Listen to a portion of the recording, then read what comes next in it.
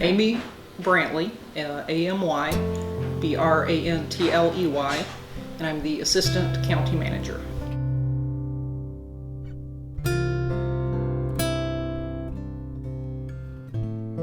Sure, I will tell you, I've heard a lot of stories.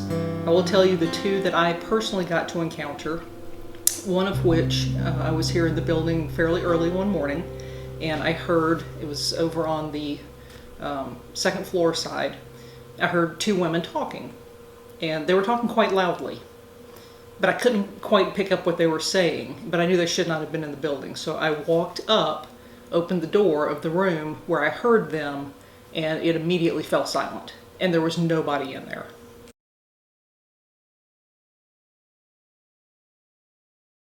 Not that I know of. The room where I heard it, though, the backup story to it is sheriff's deputies, when the sheriff's office was here on Main Street, came out one night about 11:30, 12. There were three of our deputies, and they heard a woman screaming absolute bloody murder.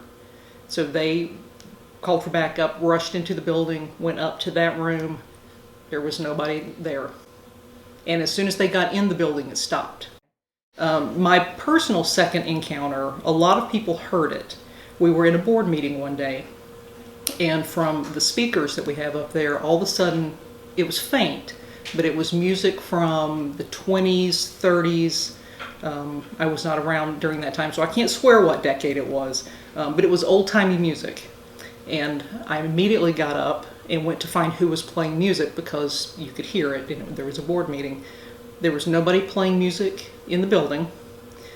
The museum here has some displays. We thought it might have been picking up from the displays. None of their displays were on. We turned on WHKP because somebody suggested maybe we had a wire that was picking up a radio signal. It's not the music that was playing on WHKP. It played for about a half hour, no commercial breaks, and then it went away. And a couple people heard that one. That's happened twice, but never before, and that was 4 or 5 years ago. Haven't heard it since.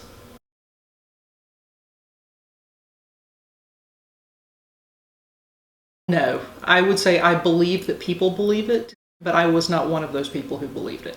I very much believe it now. And I hate that you have not had a chance to speak to our custodial folks who come in at 4:30 in the morning. I would say that Terry reports on about a weekly basis that she has heard the two women. She has heard them like talking in her ear almost.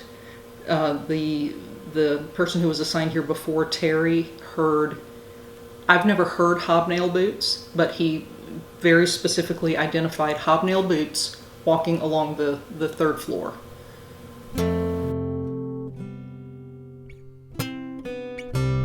I will say this, when this building was dedicated, it was the people's house.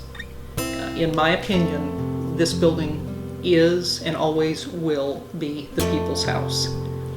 It is more a house for those people than for some of the rest of us, but I think that is how it is perceived sometimes, and I think that may be why they're here.